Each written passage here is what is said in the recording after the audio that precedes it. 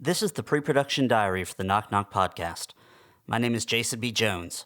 Diary entry 04.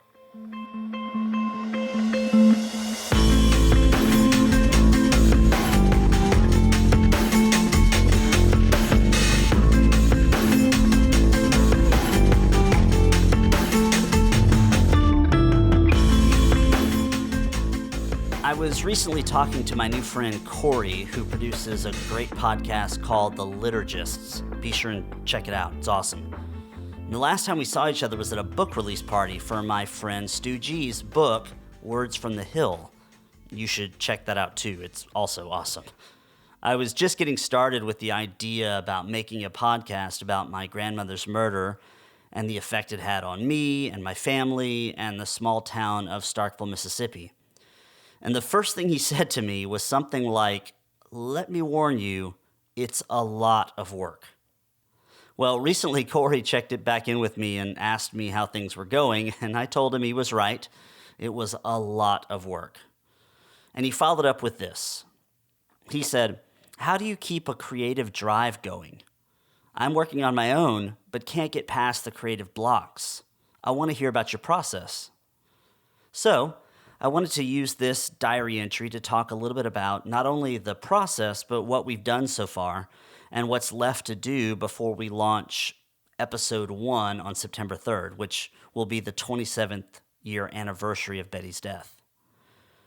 So it all started with an idea and no earthly idea how to do it. And so I had this sort of bouncing around in my head. What if I were to able to tell a comprehensive story about this murder that happened in my past that I had only really learned snippets about? And so I reached out to the best storyteller I know, a film director friend of mine by the name of Jason Adams. And Jason said that he actually had just worked with a podcasting duo, a husband and wife team who owned a company called Swell Story Media. And he gave me Chris Cerrone's contact information, and I just kind of cold emailed him and said, "Hey, I know Jason," and which gets a little bit confusing. I'm Jason Jones, he's Jason Adams. So I say, "Hey, I know Jason Adams. I'd love to talk to you about podcasting and kind of what that looks like, and see if you want to be involved." And that was kind of how we started. I mean, it's cool when you talk on the phone to kindred spirits, and that's what I feel like the three of us are. Like, we come from that same place. We all come from different backgrounds. We all live in different states, but we come together on Skype calls. There's just this energy that comes from and this dedication towards giving a story its justice. And so after that, then we kind of jumped into data gathering. So funny things that I've had to do that I didn't think I was ever going to have to do was I knew that a couple of years after Betty was killed, that her story was featured on America's Most Wanted. And we had this videotape that we recorded, I'm sure, on our VCR floating around the house for a long time. And I hadn't seen it in years. So the idea of trying to find a episode of America's Most Wanted that was aired in a very analog age, finding a digital copy just so that I can, learn from that and rewatch it was super challenging. In the end, it only cost me $60, and I got a screener for me to watch, which was amazing. But the process, and it all goes back to what Corey said, like the amount of work that it takes just to go and get the information.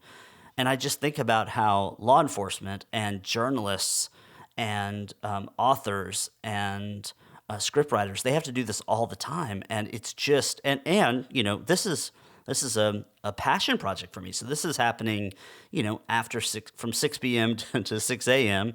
And then, like, right now I'm in my home office on a Sunday recording this for you.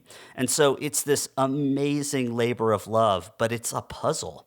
I needed to find a bunch of local newspaper clippings from Starkville. And so it sounds so ridiculous, but I just reached out on Craigslist. I found the local Starkville Craigslist and said, "Hey, I need someone to go and hunt down some articles for me, and I've got a little money, and is there anybody that can help?" And someone responded and has been helping me get newspaper clippings, which has been amazing. I've bought some equipment, a couple of microphones and a portable recorder, which are okay. They're not professional, but they're doing the job, and I'm doing a lot of phone interviews, a lot of in-person interviews. I have taken a couple of trips to Starkville to meet people in person and to sort of go see the places, see where Betty lived. Now, remember, I haven't been back to Starkville since I was 10 years old. And so seeing her house and seeing Catherine's house and going to the baseball stadium, and that all sort of led up to this moment where we launched the video trailer, the website, and the GoFundMe all on the same day. And I was so nervous. I just had this pit in my stomach because I wanted people to know my heart. I knew that we needed to make a really compelling kind of film quality trailer that left people asking questions, and hopefully, bringing interest to this. The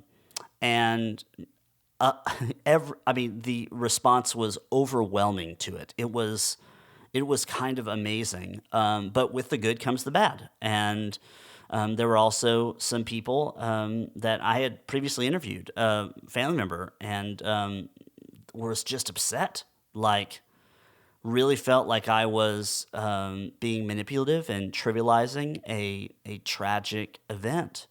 And in my heart, it was like I just wanted to get people to care about this. When we're on Facebook all day long, there are so many videos. There's kitten videos and beautiful videos about people giving back and people who were ill that have been healed. And there's all of this stuff, all this noise all the time, and all of them are great. But how do you get something above the noise and get people to actually care? That was the goal of this. And ultimately, I knew that in order to make a podcast to the level that I wanted to make it, it was going to take money. And therefore, we would make a trailer, we'd launch a GoFundMe campaign, and then we would have, 3 months to really get all this together. And if you've been following the journey, you know that we took the GoFundMe campaign down because I just never wanted, I talked about this with Cole in the previous diary entry last week, but I just didn't want that to get in the way of our purpose, right? Like, I don't want anything to distract from telling this story about Betty and Catherine and the lives they led and the life that was tragically taken away from them. So we ended up finding that we had a lot of time and nothing to talk about. And so that's why we started these pre-production diaries, because I thought, why don't I just pull back the curtain instead of being dramatic and, launching this big episode 1, why don't I just let you guys in on the idea of I'm stumbling around trying to figure this out. And so what we're doing now is we're trying to pull everything into episodes, which is so stressful, but really great.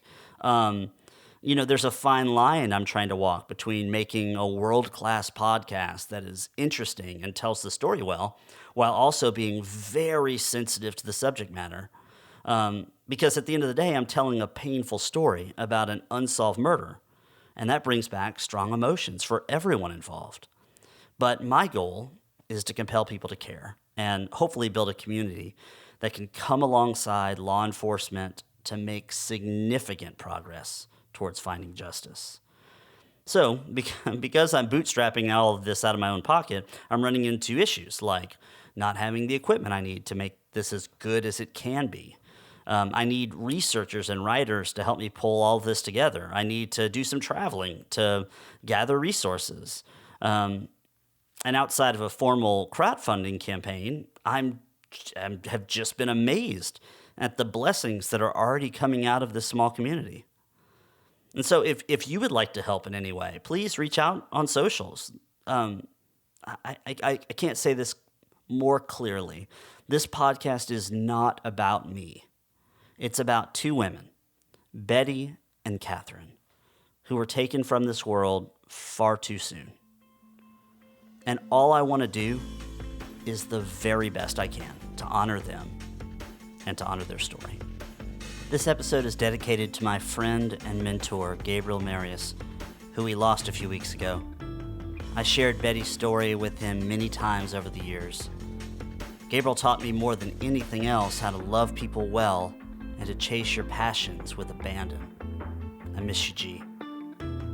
Special thanks to the Knock Knock team, Chris and Lacey from Swell Story Media, Rebecca Jones, Jason Adams, Simon Jones, Cole Flynn, and Colleen Jones. I cannot thank you enough. There is no podcast without you. Be sure and connect with me on Facebook, Twitter, and Instagram at Knock Knock Pod. There you can ask me questions, leave your comments, or just say hey. Also, make sure and share our website, knockknockpodcast.com, with your friends and family.